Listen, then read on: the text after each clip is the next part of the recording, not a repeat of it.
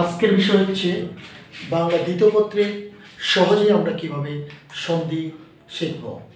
তাই কিছু পদ্ধতি অবশ্যই অনুসরণ করতে হবে, তবে আমরা সন্ধি করতে পারবো। তার পদ্ধতি ছাড়া কখনো সন্ধি মুখস্থ বিদ্যা করা ভালো না। মুখস্থ দিয়ে সন্ধি বেশি দিন মনে রাখা যায় না, অতএব আমাদের অবশ্যই পদ্ধতি অনুসরণ করতে হবে। দেখো, মন দিয়ে শুরু হয় তাহলে ওকার এর পরিবর্তে বিসর্গ চিহ্ন বসে।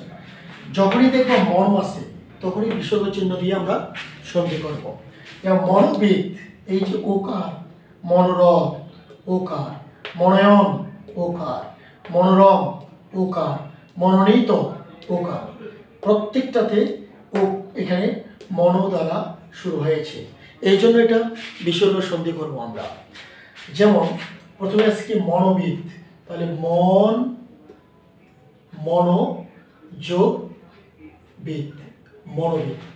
মনোরথ, মন বিসর্গ যোগ রথ, মনোরথ। এরপর কি মনয়ন, মন বিসর্গ যোগ নয়ন, মনয়ন। মনোরম, মন বিসর্গ যোগ রম, মনোরম। এরপরে কি মনোনীত, মন যোগ নিত, মনোনীত। তাহলে আমরা টপিক শিখব এইভাবে যে যখনই মন শব্দটা দেখব এই ওকারের পরিবর্তে আমরা বিসর্গ চিহ্ন ব্যবহার করব।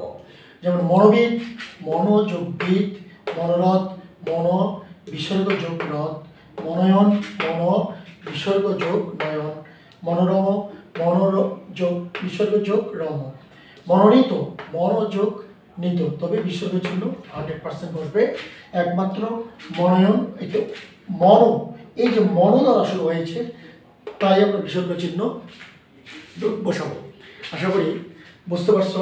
এখন আরেকবার বলতেছি যে সন্ধি মনে রাখার কৌশল, মন দিয়ে শুরু হয় তাহলে ওকার এর পরিবর্তে বিসর্গ চিহ্ন বসবে।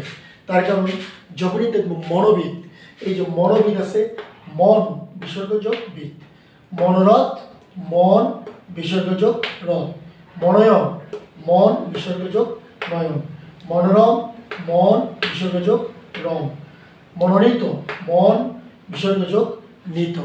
ওকে, আশা করছি বুঝতে পারছো। তুলে নাও, 1 মিনিট ট্রায়াল। তোলা হয়েছে? Okay, best of luck, thank you very much.